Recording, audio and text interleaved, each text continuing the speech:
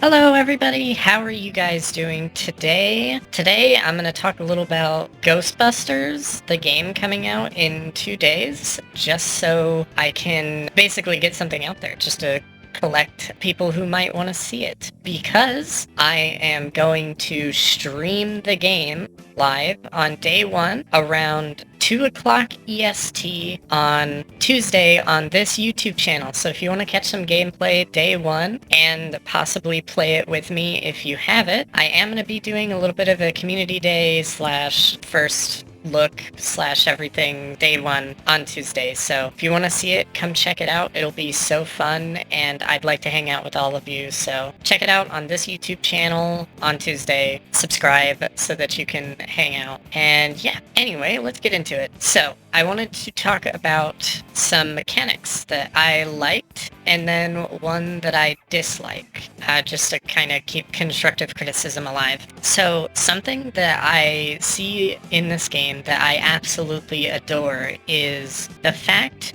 that you are always playing. And you might wonder what I mean by that, because I mean it's a video game, of course. If you have it open, then you're playing it. But what I mean by this is that there's never like a dull moment. There's never a moment that you're just sitting there. And this was something that started with, I think, Rainbow Six Siege. There might have been a few games that did it before, but Rainbow Six Siege is the one where I find it to be pretty prominent. And that is when you die or you get killed, there's this like time of waiting where you're just like spectating players and watching other people play the game. And I think that this is a detrimental mechanic in games. There are games that kind of allow you to not have to deal with this so much. Dead by Daylight makes it to where if you die and get taken fully out of the game, you just go back to the lobby and then start a new match. And then there are a lot of other games that kind of do that to where it's just, oh, you're dead? Alright, well, you can just go on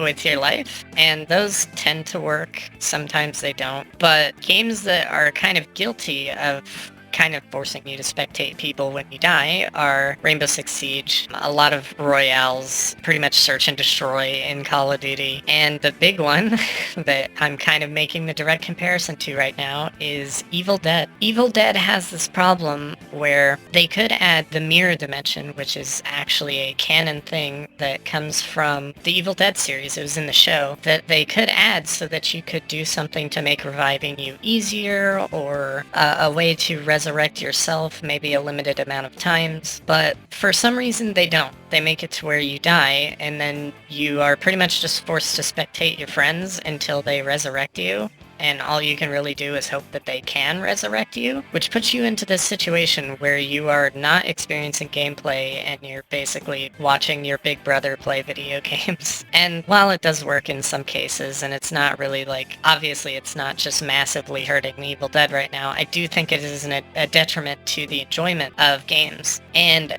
Ghostbusters has made it to where this won't happen. The ghosts can't really like kill you off. They can only slime you and kind of make you slow down for a second, but they can't all outright take you out of the game and force you to sit and spectate and watch your friends. So I think that is genius, allowing you to always be in play and experiencing gameplay and fighting. And it's the same for the ghost. Obviously the ghost is playing the game. They can't be killed until they're killed, and then the game ends. So I think that's excellent. Always keeping players in play and not making you spectate or watch anyone else or sit there and watch your dead body. They keep everything always flowing, high-octane gameplay, and I wish more games would find ways to do this. Now, one mechanic that I am worried about, I wouldn't say that I just straight up don't like it, but I am worried, is the preference mechanic. This sort of worked in Friday the 13th because Friday the 13th between Jason and the survivors had at least similar gameplay, or at least gameplay that felt fluid with each other. The thing that makes me think this doesn't work in Ghostbusters is that the gameplay between the survivors, or not the survivors, but the Ghostbusters and the Ghost are so vastly different. Playing Ghost is almost like RTS, where you have to worry about your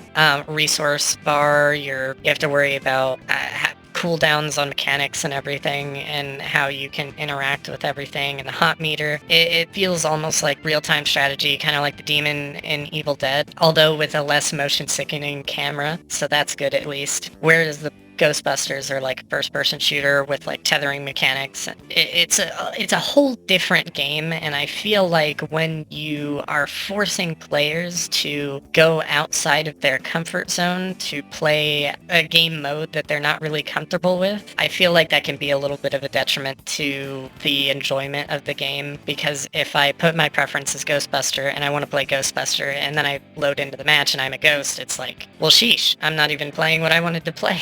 I can see why they did it, so that there's always matchmaking, but I'm hoping that there's something in place to combat this, like making it so that 99% of the time you're gonna get 4 Ghostbuster preferences matched with a ghost preference. I think that would be smart, because it would make it to where people play what they actually intended to play in the first place, and then it would make it to where if maybe one side just doesn't have enough to correlate with the other side, then somebody would just get thrown up to be a ghost. So I get that that's the thing, but I do hope that there is a matchmaking mechanic that will do its damnedest to match a ghost preference with 4 Ghostbuster preferences. That way everybody gets to play what they want to play, and everybody's happy, and everybody experiences the game they want to experience. So that's the only mechanic I'm worried about, because I'm gonna be a Ghostbuster main. I don't know if I'll have a lot of interest in playing Ghost, but we'll see, because I'll probably get forced into it and then see how it works and everything. Definitely going to be playing a few matches on day one just to kind of show off the experience and everything on stream. So again, subscribe to the YouTube channel and come see it. But I think that's all I had to say. I hope to see you guys in the stream on Tuesday. Make sure to subscribe if you're new and want to see more Ghostbusters and Evil Dead and just general content. Honestly, I'm just a variety streamer, so if you're interested in all of that and some Evil Dead and Ghostbuster and other new game news, then you know who to follow. But yeah, I'll see you in the next one, guys. Good night.